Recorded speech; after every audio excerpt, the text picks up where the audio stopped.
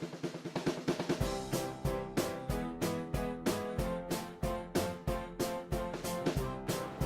everyone, my name is Vincentius. I'm a 7th semester student of International Business Management in Valkryie University. Since I'm in the last semester before I'm going to the real world, or you can say the working world, I want to use this opportunity to introduce a little bit about myself and my future plan. To do so, I will use one of the framework that I've learned from IBM to elaborate more about who I am and my future plan. The framework that I will use right now is Action Learning Process. Action learning process is one of the framework that I have learned from Professor Kesijan, and Professor Kesijan is the one who made the proposal to do this video. Without further ado, let's go directly to the framework. So this is the action learning framework. Let's go start with what first. What here can be a question of what am I? What am I in the individual competence? What am I in the team level? What am in an organization capability? So, there are 3 tests that consist of learning styles, general enterprising tendency test, Big 5 personality test to show who am I as an individual. There's also Belpin 9 team roles to show my capabilities in a team. There is a leadership assessment test to see my leadership level in an organization. Each of the tests will show my current condition if I'm in that position. In learning style, I tend to be a reflector and theorist. So I'm personally a careful, thoughtful, good listener, good assimilating information and rarely jump to conclusion. However, the negative side is I'm slow at react decision to reach the decision and not a risk taker. At the same time, I'm quite rational and objective. I also keen on basic rationality and logic. In the bad side, I'm quite low in tolerance for ambiguity and uncertainty. And I also restricted in natural thinking. In general enterprising tendency test, I'm only score 56% that I'm likely to have strength in some of the techno-enterprising characteristic. What makes my score only 56% because I'm a cautious person that show in my learning style result. Thus, I tend to avoid in taking charge of the enterprising, which affect low scores in autonomy. It affects as well in the high calculated risk taking and locus of control. I tend to choose an idea that has been tested and tried, or less risky techno-enterprising ideas. This affects as well in my creativity as I tend to choose the tested idea. As I'm a cautious person, it makes me hard to be comfortable in some places. Thus, it makes me hard to develop my self-confidence. With less self-confidence, it will affect as well in my development of idea, and that why my locus of control is high. In Big 5 personalities, I'm quite score high in agreeableness but low score in openness to experience. I'm quite score high in agreeableness, which showed that I'm a good natured, sympathetic, forgiving, and courteous. But as I'm score in low in openness to experience, it shows that I'm conventional, down-to-earth, narrow interest, and uncreative person. After I'm done with my individual competence, my next task is the Belpin 9 team roles. This task will show how I can contribute to the team with my current individual competence. I scored low in innovator, shaper, specialist because I'm low in openness to experience and I'm a cautious person. However, I score high in a teamwork because in Big 5 personality test, I score high in agreeableness. As I score high in the theories at learning style test that show I'm a rational and logical thinker, this can help in completing the work because I can make sure that the job in the end are rational to be understood or not.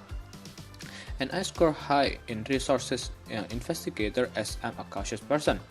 Thus, I will choose the best quality of resources to help the team.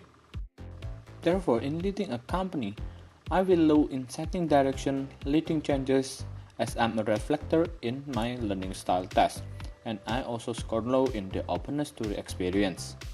It makes me take time in decision making and low idea in innovation. But I have the capability to communicate with my peers, building the relationship because I score high in agreeableness. After answering what I am, let's move on to the why. Why do self-discovery is important? In here, I will use 5 why to make it clear that self-discovery is an important thing. First, why need to know? Without self-discovery, it will be difficult to improve management, leadership, and entrepreneurship. Why vital as a core competence? Well, leadership need to integrate with management and entrepreneurship for supreme result, which consists of efficient, effective, and enthusiastic. And why leadership is a passport to the future? Because there are 5 levels of leadership, and each level produces different performance outcome. In here, it will be explained later. And now let's move on to the 4th why.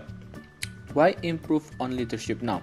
Well, because it takes time to achieve the supreme performance culture. And the last why is why the benefits are perpetual. Leadership must be sustainable, scalable, and make a significance to the company and the society. After understanding the importance of self-discovery, let's move on to the how. In how, I will tell you the way I will achieve better leadership. I will use the IPO model to make it clearer and easy to understand.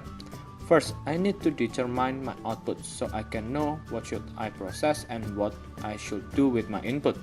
My output or my goal is to be a supreme leader with efficient, effective, and enthusiastic. To be a supreme leader, I should know my current conditions by using the 5 self-assessment tests that I have done previously. By knowing the current condition or the input, I can use the right process to achieve the output efficiently and effectively in the process itself. So, to achieve the output, I need to improve continuously through leadership, entrepreneurship, and management. But I need to keep monitor and control of my changes, whether it will really achieve the output or not.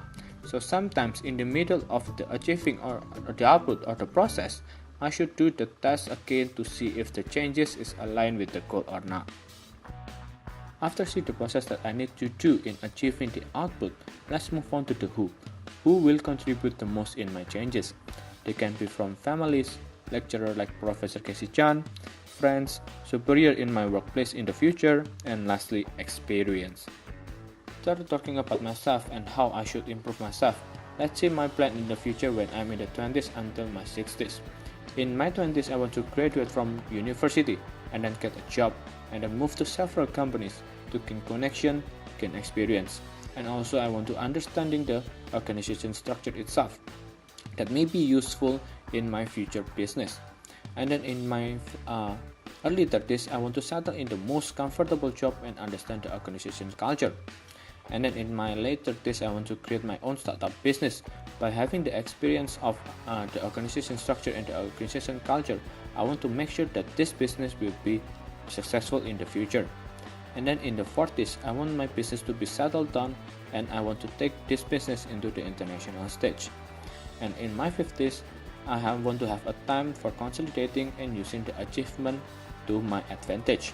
And for my 60s, I want to have a passive income and I can travel around the world, and of course I want to retire from my job. Then let's move on to the where. Where am I right now in achieving the output? If we see from the action learning from what until when, I'm still in the level 2 of 5 level of development. Level 2 is only contributing to the team member, contributes individual capabilities to the achievement of group objective, and work effectively with others in a group setting. Thus, I still have a long way to achieve my output. Now let's move on to the how much. How much or how many times do I need to change? In order to achieve the level 5 of development, I need to keep learning and change all the time, gaining more experience, gaining more learning, and increase my knowledge so I can achieve the level 5 of development in the end. And that is the explanation about who I am right now and my future plan. I'm really grateful for what I have done so far, and those experiences actually the one that built who I am right now. From this video, I also want to thank you to Professor Kashi-chan who gave this opportunity to think about my future from right now. And that is all from me. I hope you enjoyed this video. Thank you and goodbye.